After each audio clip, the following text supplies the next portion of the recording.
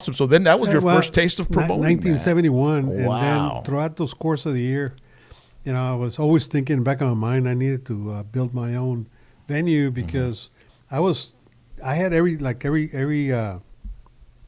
Tuesday booked, for 6 years that I was there. And you had to pay rent, right? Yeah, I had to pay rent. I had no concessions, but that was not the issue. The issue started when they would cancel me on a Tuesday to have a kind of a city meeting that I remember one of the first ones that canceled me. I had a big name band.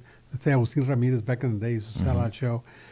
And then I would go look at the city meeting, and there were like 20, 30 people. They could have had that meeting in, City Hall or somewhere. So they would cancel me out, and it would take away from the consistency. Tuesday. Yeah. But then the one that really kind of pulled the trigger was that back in the day, you had to bid for Christmas and New Year's Eve, especially New Year's Eve. Private promoters can come in for private events, but you had to put in sealed bids. Right? Sealed bids, yeah. And the city had just contracted a new concessionaire. It was just happens to be Anglo back in the day, and he wanted to get into business too. So he bid it for New Year's Eve, and so did I. But I already knew how much I had won the previous 3 or 4 years. And I knew he was going to bid exactly like a round number. Yeah. And I took a gamble, and I put basically a higher number plus $1. Yeah. $1. $1, and sure enough, we're there. And now the price is right. And I won, right? But then they came back and told the committee, and they were all Anglos, every single member of that board, the Civic Center board. Yeah. And they said, even though you won the bid, we're going to give it to Mr. Mountain because we think he can cater to a better crowd of people. Ooh, man. So then you was there a discrimination back in the day? Well, and it happens everywhere. But you know what? Sometimes it's a blessing in disguise. Well, the rebellious, the rebellion came out of me. And I stood up there and I said, okay, we'll see. I got media friends. I'm going to be in the press. This is discrimination, blah, blah, blah, blah. So he says, can we have a moment? We're going to recess. They came back, recessed for about 15 minutes, came back. You've got the bid.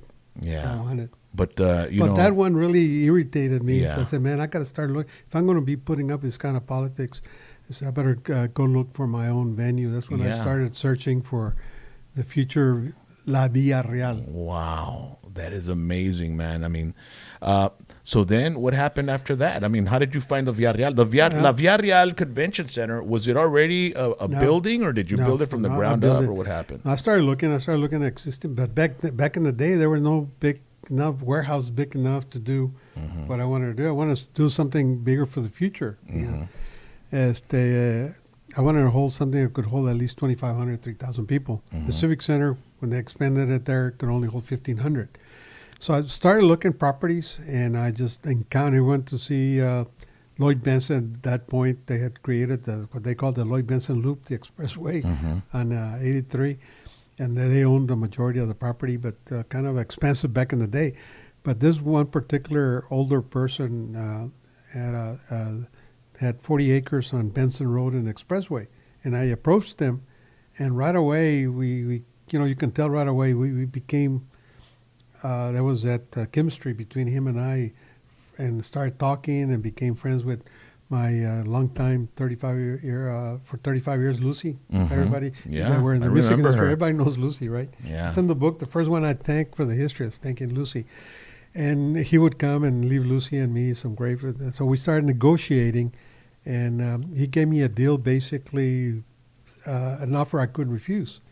So I went ahead at that time, committed to buy 10 acres in the corner. Was the expressway already there? Yes. Okay. So that was prime property. Prime already, right? Yeah. That's why the bands was trying to take advantage, overcharging at that time at the beginning.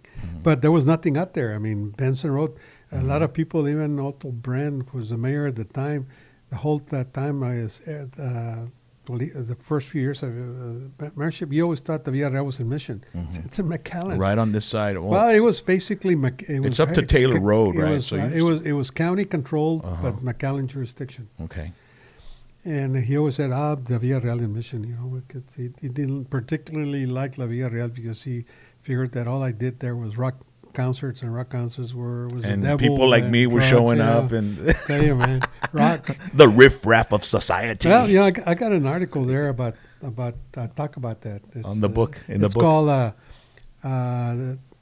the Charleston in the 20s, Elvis in the 50s, the Beatles in the 60s, and rock and roll in the 80s. Mm-hmm. So is the Villarreal a victim of that rock era? Yeah. I was having, you see on the book, some of the years there, I was having close to 300 events a year. And I would do maybe 10 rock shows. Mm-hmm. And the mentality at that time politically was that all I did was rock concerts because I used to have all those protesters. Yeah. The devil and Yeah. marijuana. and but it's pretty interesting. I got an article there. That's awesome to be to have gone through all that, and experience that, man. It's incredible. So then you bought the property. So I bought the property, and I was looking for financing because I knew the financing was going to be kind of expensive. So I went to a new organization that the state provided. I can't remember if it was state or federal, called the Hispanics Small Business Hispanic Finance. I forget. No, I should forget. I got the file on it. Mm-hmm. That helped small businesses, Hispanic businesses, put a business plan together to go get loans. First timers. Yeah. And I was the first client, and their other client, and the guy in charge. I don't know if he's still around here in the valley. His name was Joe Garcia. They put the package together. Was Aleman Motors, Volkswagen. Mm-hmm. He's actually the legendary person that brought Volkswagen to the valley. Mm-hmm. Joe Aleman from Westlaco. Okay. And he was one of our sponsors of our TV show, Aleman.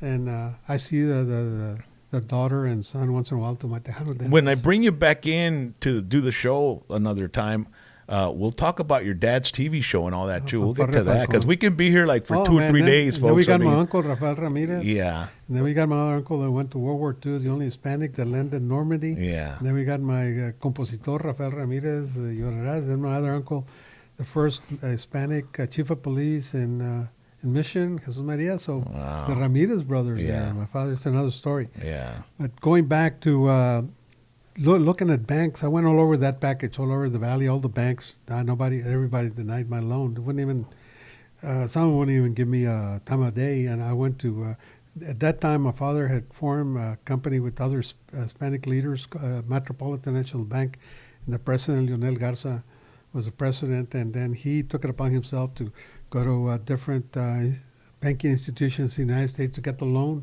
Mm-hmm. Everything was prepared, man. That it was this thick. Mm-hmm. The presentation of why it would benefit, how we could get our money back, and what I was going to be presenting there. So you were getting the loan to buy the land and build, right? Well, actually, the land was being already financed. I had no problem there. So you were looking at the financing to build, okay? At that time, and I won't mind giving you the number, it was $350,000, which today, 350 is probably got 3 or 4 or 5 million. Yeah. No idea the value today. Especially in that area, right? That area. Yeah.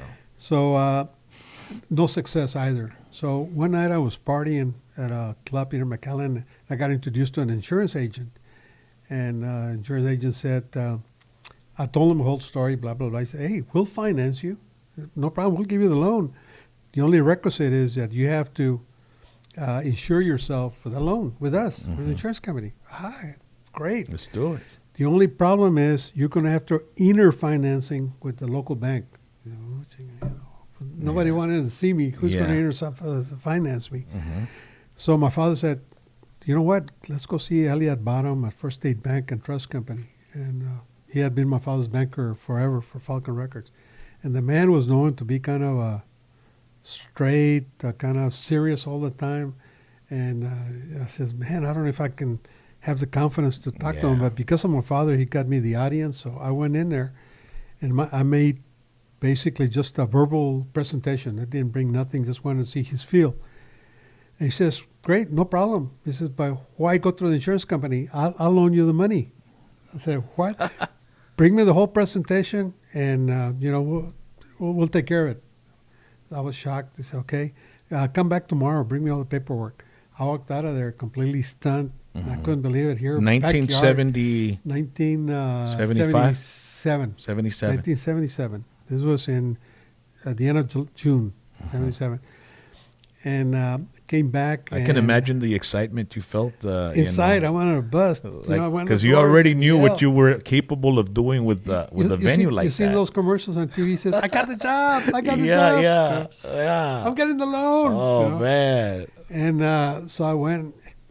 And I made all the preparations, went like on July 1st, made the presentation. He says, I'll give you the final okay on the day after 4th of July, July the 5th. It's okay.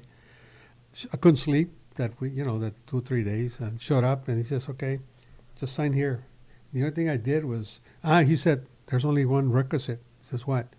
You have to put the land for collateral. He says, oh, and I still owe money on the land, so what am I going to do it? Says, you know what, let me go talk to Mr. Gickenheimer. And I explained to him the situation. And he says, no problem, I'll release the land. Yeah, but I still owe you the money.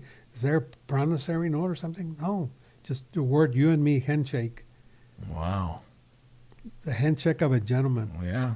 Can you believe releasing 10 acres of land to me? So you could be able with to no build contract. On it. Yeah. So we issued those 10 acres. I put it out for collateral, La VILLAREAL.